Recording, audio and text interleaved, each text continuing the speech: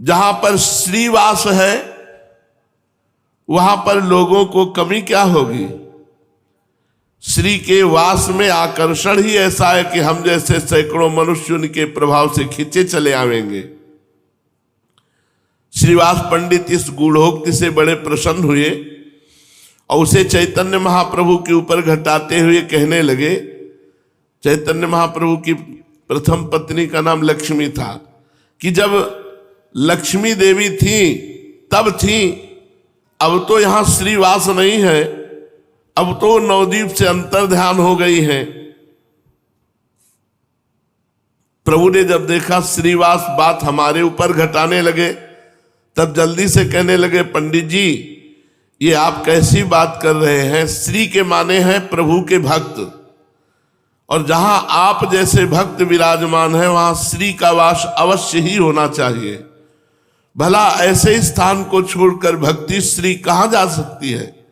इस पर अद्वैताचार्य जी कहने लगे, हाँ ठीक है बात कही, श्री के बिना हरि रह ही कैसे सकते हैं?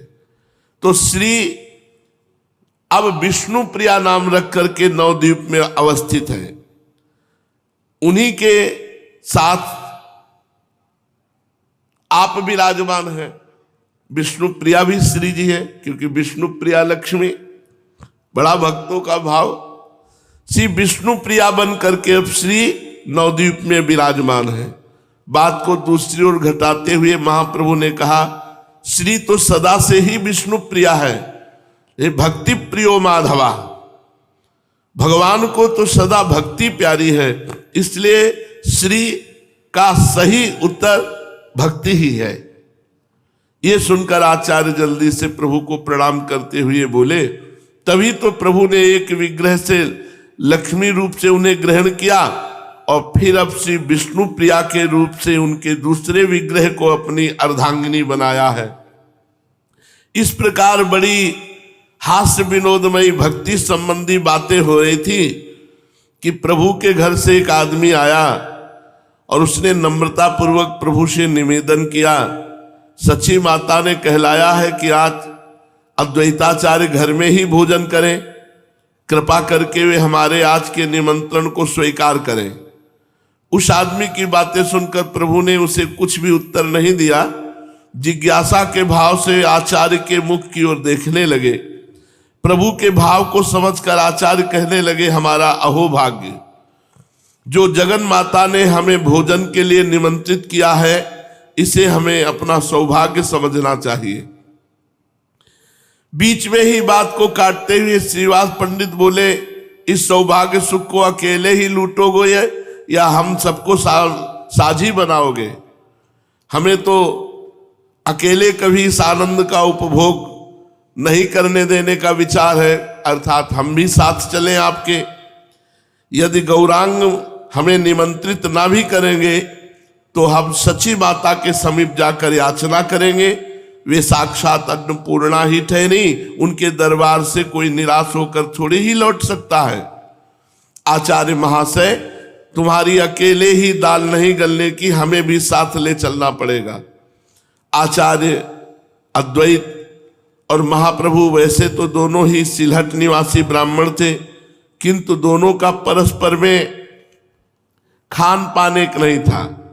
इस बात को जानने के निमित्त कुछ संकोच के साथ प्रभु ने कहा, भोजन की क्या बात है, सर्वस्व आपका ही है, किंतु आचार्य को तो 2 आदमियों के लिए भोजन बनाने में कष्ट होगा।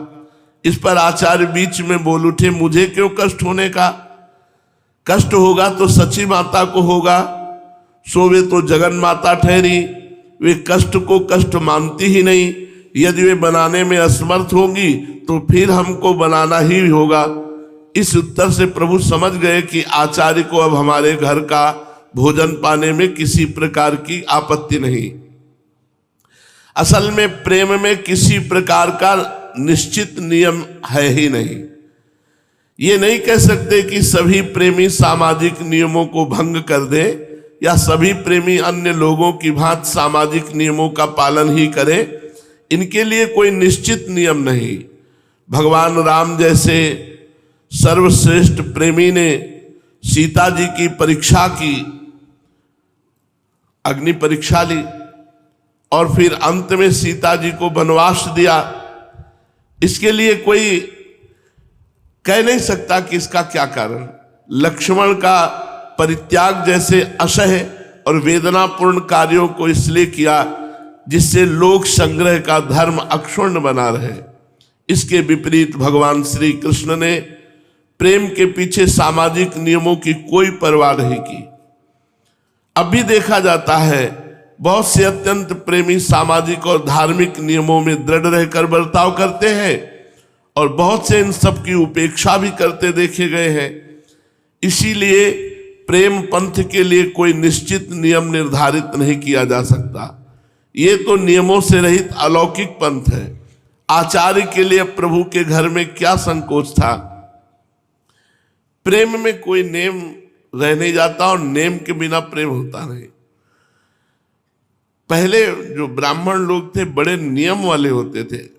ब्राह्मण के भी घर जाएंगे तो अपने हाथ से बनाएंगे और अपने हाथ से बनाकर प्रभु को भोग लगा के पाएंगे। तो अद्वैताचार्य जी भी ऐसा करते थे। इसीलिए महाप्रभु ने पूछा कि आपको और भक्तों का बनाने में तो कष्ट होगा, तो उनका मैं क्यों बनाऊं, सची माता बनाएंगी। तो महाप्रभु समझ गए कि अब हमारे घर का पाने में इनको कोई संकोच नहीं। स्वीकृति लेकर वो मनुष्य माता से कहने चला गया। इधर अद्वैताचार्य जी ने धीरे से कोई बात श्रीवास पंडित के कान में कही। आप में दोनों को धीरे धीरे बातें करते देखकर चैतन्य महाप्रभु हंसते हुए कहने लगे, दोनों पंडितों में क्या गुपचुप बातें हो रही हैं? हम उन बातों को सुनने के अधिकारी नहीं है क्या? प्रभु की बात सुनकर आचार्य तो कुछ लज्जित से होकर चुप हो गए, किंतु श्रीवास पंडित थोड़ी देर में ठहर कर कहने लगे, प्रभु आचार्य अपने मन में अत्यंत दुखी हैं। वे कहते हैं प्रभु ने नित्यानंद जी के ऊपर तो कृपा करके उनको अपना असली रूप दिखा दिया, किंतु ना जाने क्यों हमारे ऊपर कृपा नहीं करते। हमें पहले आश्वासन भी दिलाया था कि तुम्हें अपना रूप दिखावेंगे, किंतु अभी तक हमारे ऊपर कृपा नहीं हुई। कुछ विस्मय सा प्रकट करते हुए चैतन्य महाप्रभु ने कहा, मैं समझा नहीं, असली रूप कहने से आचार्य का क्या अभिप्राय है? मेरा असली रूप तो यही है जिसे आप सब लोग देख रहे हैं, वो अब भी देख रहे हैं। अपनी बात का प्रभु को भिन्न रीत से अर्थ लगाते हुए देखकर श्रीवास पंडित ने कहा, हाँ प्रभु ये ठीक है, आपका असली रूप तो यही है। हम सब भी इसी गौर रूप की श्रद्धा भक्ति के साथ वंदना करते हैं, किंतु आपने आचार्य को अन्य रूप के दर्शनों का आश्वासन दिलाया था, वे उसी आश्वासन का स्मरण मात्र करा रहे हैं। श्रीवास के ऐसे उत्तर से संतुष्ट होकर महाप्रभु कहने लगे, पंडित जी आप तो सब कुछ जानते हैं, मनुष्य की प्रकृति सदा एक सी नहीं रहती, वो कभी कुछ सोचता है कभी कुछ। जब मेरी उन्माद की अवस्था होती है तब उसमें न जाने मैं क्या क्या बक जाता हूं, उसका स्मरण मुझे स्वयं ही नहीं रहता। मैंने अपनी उन्माद अवस्था में आचार्य से कुछ कह दिया होगा, उसका स्मरण मुझे अब बिल्कुल नहीं है। यह सुनकर कुछ दीनता के भाव से श्रीवास पंडित ने कहा, प्रभु आप हमारी हर समय क्यों वंचना किया करते हैं?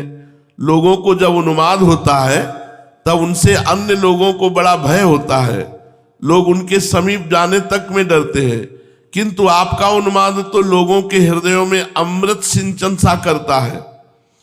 भक्तों को उससे बढ़कर कोई दूसरा आनंद ही प्रतीत नहीं होता। क्या आपको उन्माद सचमुच में उन्माद? यदि ऐसा हो तो फिर भक्तों को इतना अपूर्व आनंद क्यों होता है?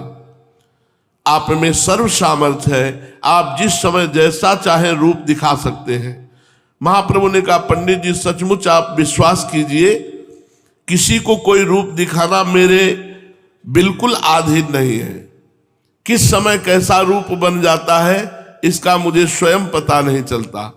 आप कहते हैं कि आचार्य श्याम सुंदर रूप के दर्शन करना चाहते हैं, ये मेरे हाथ की बात थोड़ी ही है, ये तो उनकी दृढ़ भावना के ऊपर निर्भर करता है। उनकी जैसे रूप में प्रीति होगी उसी